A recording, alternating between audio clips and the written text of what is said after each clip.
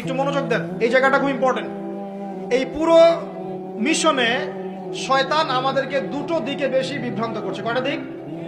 দুটো দিক। এক, তারা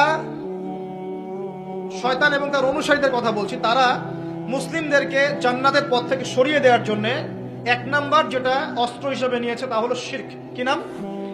মানে শিরক যদি মুসলিমদেরকে করানো যায় তাহলে সে আল্লাহ পাকের রহমত থেকে বেরিয়ে যাবে। কারণ আল্লাহ রাব্বুল আলামিন একটা ওয়াদা করেছেন। কি ওয়াদা? আল্লাহ পাক তার নবীকে বলেছেন, তোমার উম্মতের মধ্যে কোনো ব্যক্তি যদি, হে মুহাম্মদ সাল্লাল্লাহু আলাইহি ওয়াসাল্লাম, তোমার উম্মতের কোনো ব্যক্তি যদি আসমান জমিনের সমান গুনাহ নিয়ে আমার সামনে দাঁড়ায় কিন্তু তার আমল নামায় কোনো শিরকের পাপ নাই, আমি আল্লাহ তার সামনে আসমান জমিন সমান রহমত নিয়ে হাজির হব ইনশাআল্লাহ। সুবহানাল্লাহ পড়বে এটা? মানে এই উম্মতের কোনো ব্যক্তি যদি শিরক মুক্ত আমল নামা নিয়ে আল্লাহর সাথে সাক্ষাৎ করে, ইনশাআল্লাহ সে জান্নাতে যাবেই যাবে ইনশাআল্লাহ। একদিন না একদিন সে জান্নাতে যাবেই যাবে ইনশাআল্লাহ। কিন্তু কারো আমল নামায় যদি শিরকের পাপ থাকে তাহলে আল্লাহ পাক বলছেন, ইন্নাল্লাহা লা ইয়াগফিরু আন ইউশরাকা বিহি ওয়া ইয়াগফিরু মা দুনা যালিকা লিমান ইয়াশা। আল্লাহ পাক তার সাথে শিরকের গুনাহ মাফ করেন না, এছাড়া যে কোনো গুনাহ যাকে ইচ্ছা মাফ করতে পারেন। একটা হাদিসে নবীজি বলছেন, যদি কেউ চুরিও করে, জিনাও করে, কিন্তু শিরক মুক্ত আমল নিয়ে আল্লাহর সামনে দাঁড়ায়, আল্লাহ তাকেও মাফ করে দিবেন ইনশাআল্লাহ। এটাই সেই হাদিসের ব্যাখ্যা আসলে।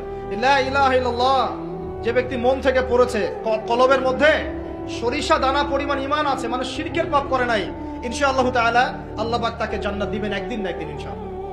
আল্লাহ পাক তাকে শাস্তি দিতে পারেন, মাফ করাতে পারেন, কিছু আযাব দিয়ে হলেও আল্লাহ পাক তাকে জান্নাতে দিবেন ইনশাআল্লাহ তাআলা। এখন প্রশ্ন হচ্ছে, তাহলে সহিহ বুখারীর এই হাদিসটা কেমন? কোন হাদিস? নবী সাল্লাল্লাহু আলাইহি ওয়াসাল্লাম বলছেন, এই হাদিসটা আসছে বুখারীতে 4 বার, একবার না কিন্তু 4 বার। নবীজি বলছেন, কিয়ামতের দিনে, মনোযোগ দেন প্রিয় ভাই, কিয়ামতের দিনে আদম আলাইহিস সালামকে ডেকে আনা হবে। ডেকে বলা হবে, তোমার সন্তান যারা আছে, আদম সন্তান, তাদের মধ্য থেকে তুমি জাহান্নামীদেরকে আলাদা করে ফেলো। আদম আলাইহিস সালাম বলবেন, হে আল্লাহ, কতজনকে আলাদা করব? আল্লাহ পাক বলবেন, প্রতি 1000-এ 999 জনকে জাহান্নামের জন্য আলাদা করে দাও। নাউযুবিল্লাহ বলবেন।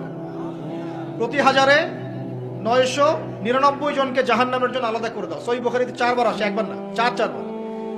এবার সাহাবীরা কিন্তু একটু বিচলিত হয়ে পড়লেন। তিনি বলেন, ইয়া রাসূলুল্লাহ, তাহলে কিভাবে হবে?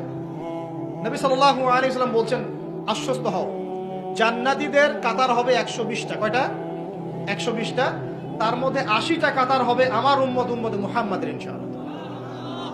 এবং এই হাদিসটা শোনালেন যে ব্যক্তি এই উম্মতের মধ্যে আল্লাহর সাথে শিরক না করে মারা যাবে, আল্লাহ পাক তাকে মাফ করে দেবেন ইনশাআল্লাহ। তাহলে প্রশ্ন, এত